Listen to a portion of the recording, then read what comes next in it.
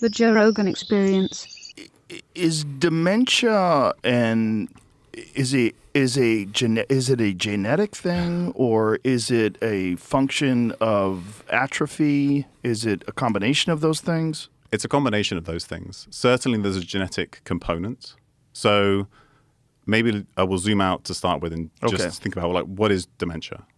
Dementia is the clinical diagnosis of losing so much cognitive function that you're not able to take care of yourself on a day-to-day basis.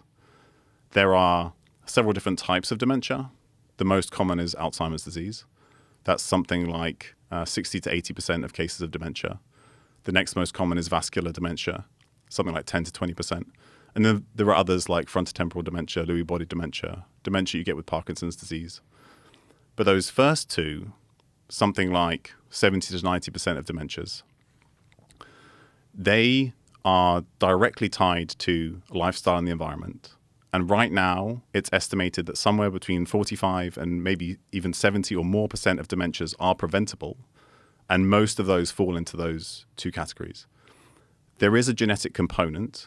So Alzheimer's disease has two broad types. There's early onset Alzheimer's disease. That's caused by a single mutation in a single gene, something like the amyloid precursor protein gene or one of the presenilin genes.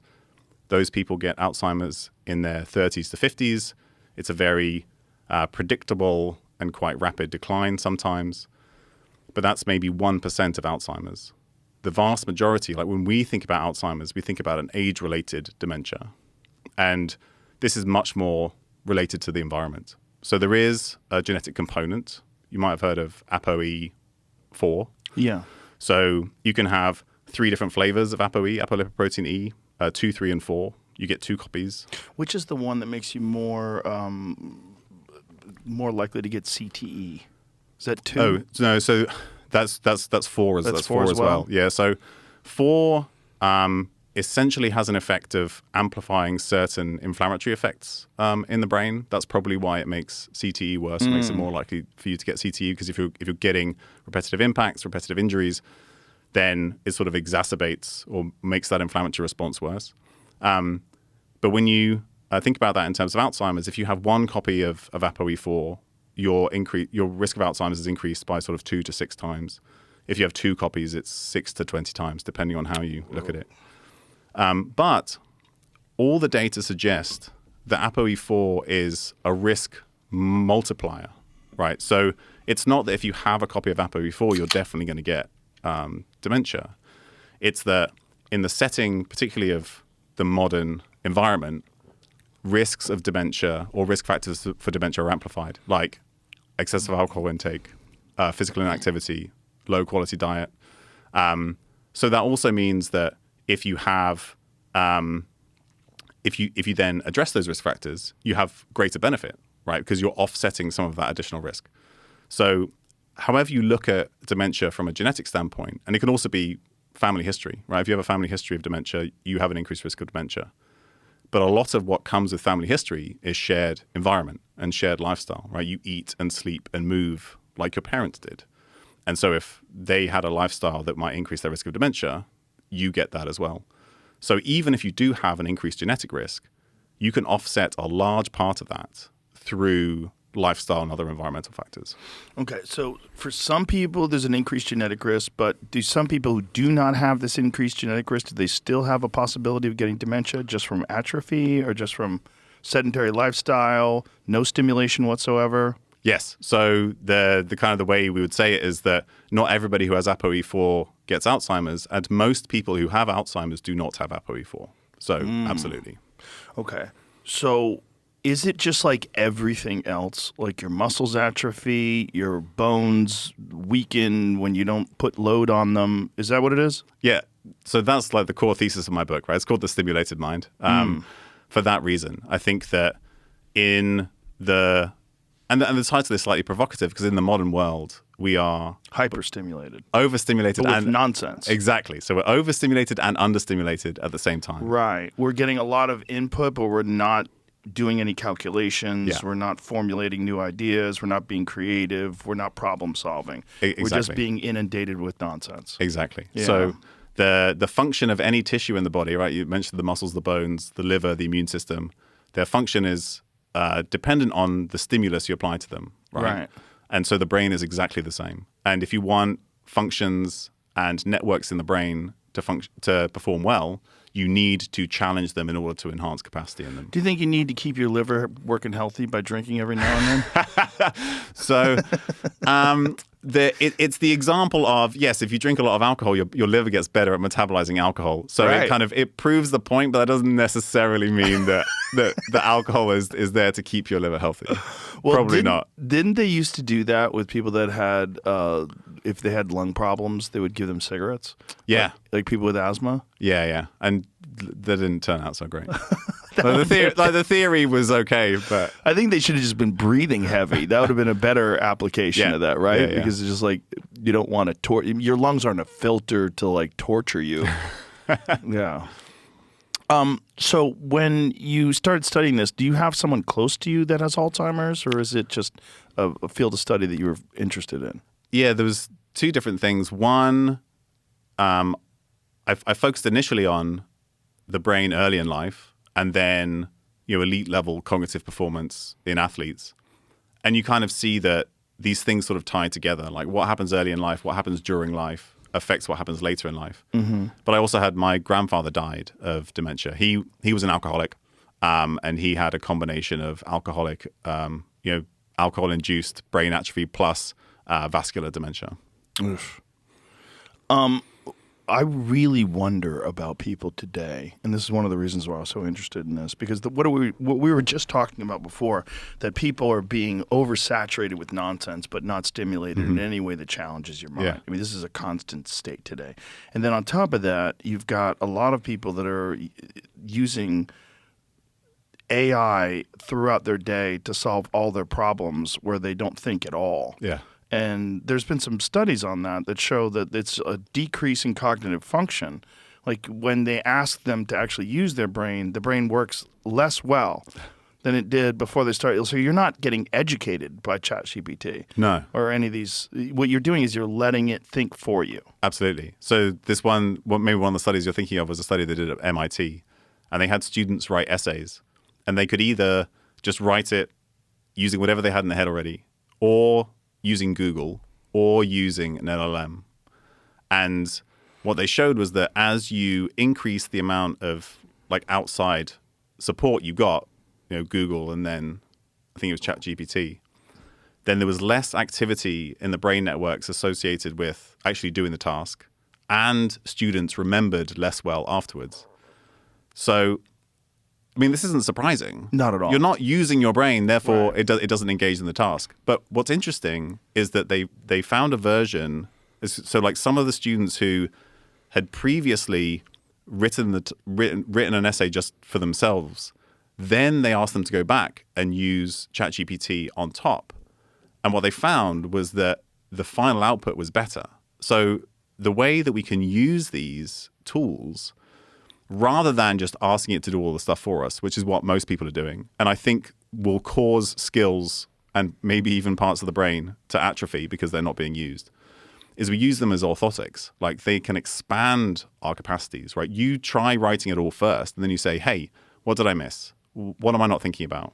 Right. And you can kind of build on it from there. And that might perhaps actually stimulate your mind to think, why didn't I think of that? Yeah. Like next time I'm writing a paragraph, I'll consider these options. Yeah, exactly. So you actually have to fully engage your brain in that process. Yeah. But then the end result might be better.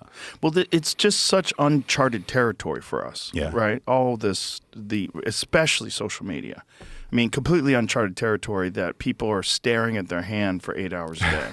I mean, that's really what you're doing. Yeah. You're staring at your hand and you're hoping, usually unsuccessfully, to get something that really excites you and something that's really unique and changes your perspective on things. I mean, I think maybe when I was using social media every day, maybe once a day I would get something that I was really interested in that I would save. I'd go, oh, that's actually interesting. And I would think, okay, that'd be a good subject to bring up on the podcast.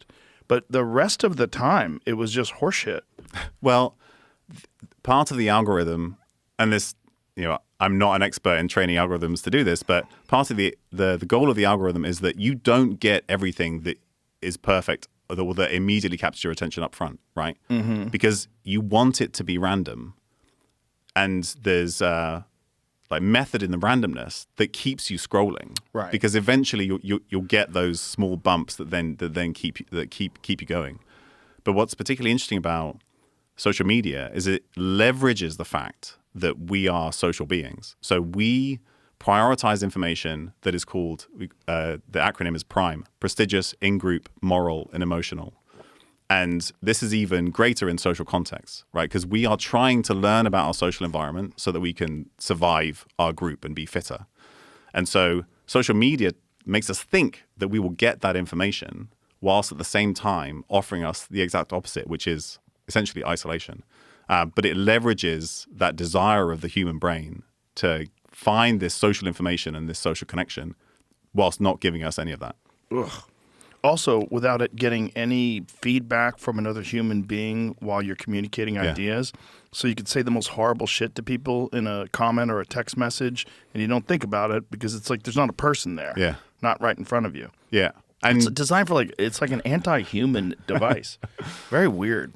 But, I mean, if your goal is to capture attention, they're doing a great job of it. Well, not just that, they're acquiring enormous wealth and also enormous influence over just all sorts of things, politics, economics. Yeah. I mean, some of the richest corporations in the world, they gather a thing that we never thought of was valuable, which is data. Yeah. I mean, when people first started using these things, when people first started using the internet, nobody really thought that data was going to be one of the biggest commodities in the world. Yeah, but now, if they know what captures your attention and what you'll spend money on, and it's a perfect way to get as much out of you as possible.